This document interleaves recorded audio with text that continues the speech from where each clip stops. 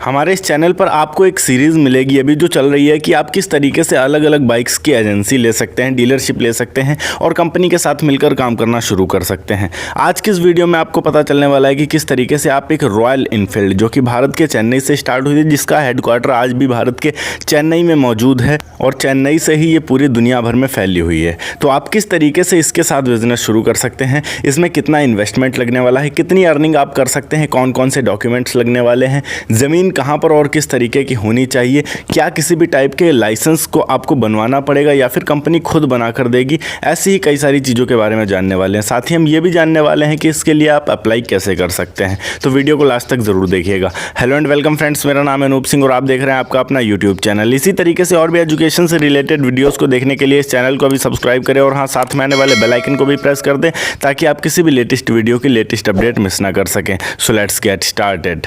चलिए यहाँ पर बात करते हैं कंपनी के अकॉर्डिंग आपको ज़मीन कैसी और कहाँ पर चाहिए। तो आपकी जो ज़मीन है वो स्टेट या फिर नेशनल हाईवे पर होनी चाहिए, या फिर इसके अलावा अगर हम बात करें तो आप किसी शहरी एरिया में भी इसे शुरू कर सकते हैं, बट यहाँ पर ग्रामीण एरिया में आप इसे नहीं शुरू कर सकते हैं।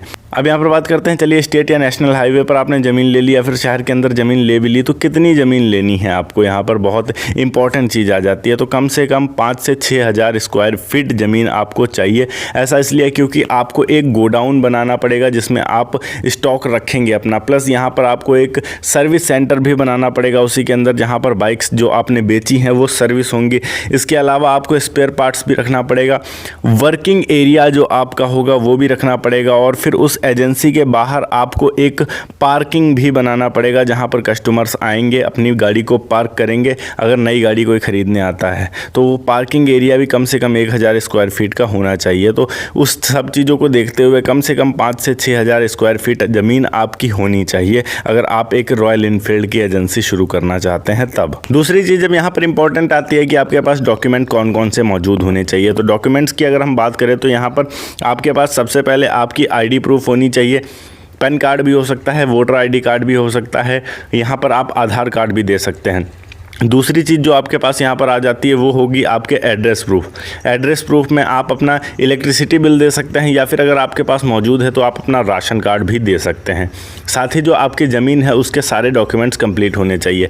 और अगर ज़मीन रेंट पर ली है आपने या फिर लीज़ पर ली है, उसका लीज़ या रेंट एग्रीमेंट भी आपके पास मौजूद होना चाहिए। इसके अलावा आपके पास एक बैंक पासबुक होना चाहिए, बैंक अकाउंट होना चाहिए, और साथ ही आपके पास एक जीमेल आईडी और मोबाइल नंबर मौजूद होना चाहिए जो कि आपका खुद का पर्सनल हो। चलिए अब यहाँ पर देखते हैं कि इसमें आपका इन्वेस्टमेंट कितना लगने वाला है। तो आपकी जो ज़मीन होगी स्टेट या फिर नेशनल हाईवे पर जो आप ज़मीन ले रहे हैं, 50 से 60 लाख रुपए समथिंग मान के रख लीजिए आपकी ज़मीन की। अगर आपको लीज़ पर मिल जाता है तो आपका बहुत बड़ा इन्वेस्टमेंट का जो अमाउंट है वो बच जाएगा आपके पास। आपको बहुत बड़े अमाउंट के इन्वेस्ट करने की ज़रूरत नहीं पड़ेगी, 50 से 60 लाख रुपये आपके बच जाएंगे अगर आपने लीज़ पर ज़मीन ली है, या फिर ऑलरेडी अगर मौजूद है स्टेट या नेशनल हाईवे पर ज़मीन आपकी, या फिर किसी शहरी एरिया के अंदर, तब भी आपके बहुत सारे पैसे बच जाएंगे, क्योंकि 50 से 60 लाख रुपए की तो समथिंग ज़मीन आपको ख़रीदनी पड़ेगी अगर आप लेकर बिज़नेस शुरू करना चाहते हैं।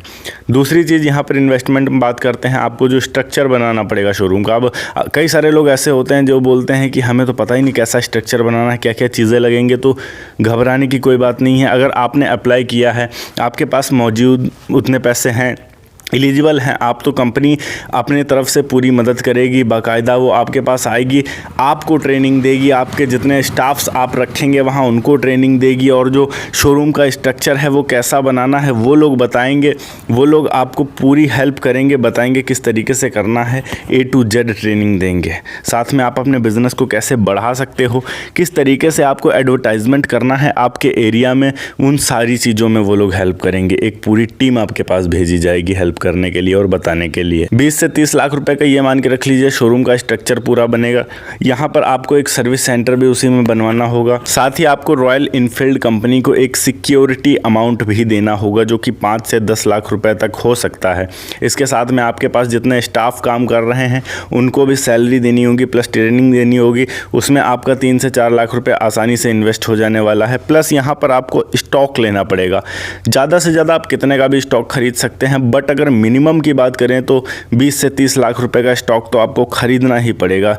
कुल मिलाकर यहाँ आपका इन्वेस्टमेंट 1 से 1.5 करोड़ के बीच में जाने वाला है। चलिए अब यहाँ पर बात करते हैं ये जो अर्निंग है वो कितनी होगी। तो रॉयल एनफील्ड जो है वो 5% तक का कमीशन देता है पर बाइक सेल करने पर। अब 2 लाख रुपए की अगर एक बाइक सेल होती है तो उस पर आपको समथिंग 10,000 रुपये आप बोल सकते हैं कि आपको मिलेगा। मतलब एक बाइक सेल करने पर 10,000। अगर आपकी बाइक दिन में 3 भी सेल हो रही है एजेंसी से, अब इतनी बड़ी एजेंसी होगी आसपास के एरिया में, क्या 3 लोग भी बाइक नहीं खरीदेंगे? नॉर्मल सी बात है।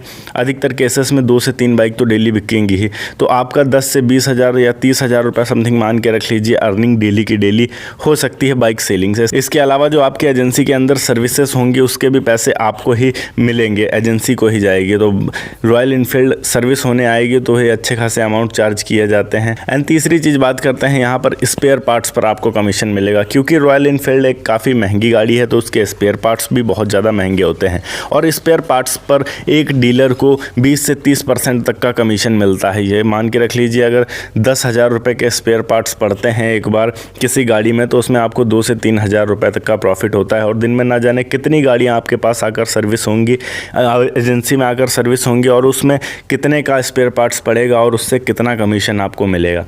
कुल मिलाकर यहाँ बात करें तो रॉयल एनफील्ड एजेंसी लेना एक फ़ायदे का सौदा हो सकता है। अभी बात करते हैं कि इसके लिए आपको अप्लाई कैसे करना है। तो बहुत ही आसान सा मेथड है। सबसे पहले आपको royalenfield.com करके इनकी ऑफिशियल वेबसाइट पर चले जाना है और वहां पर जाकर आप नीचे पेज को स्क्रॉल करेंगे तो आपको बिकम ए डीलर का ऑप्शन मिल जाएगा। और उस बिकम ए डीलर के ऑप्शन पर क्लिक करके आप अपनी सारी डिटेल्स भर देंगे और उसके बाद कंपनी वाले खुद आपसे कॉन्टैक्ट करेंगे। और अगर आप एलिजिबल होंगे तो कंपनी की तरफ से पूरी हेल्प की जाएगी और आपको शोरूम दिया जाएगा।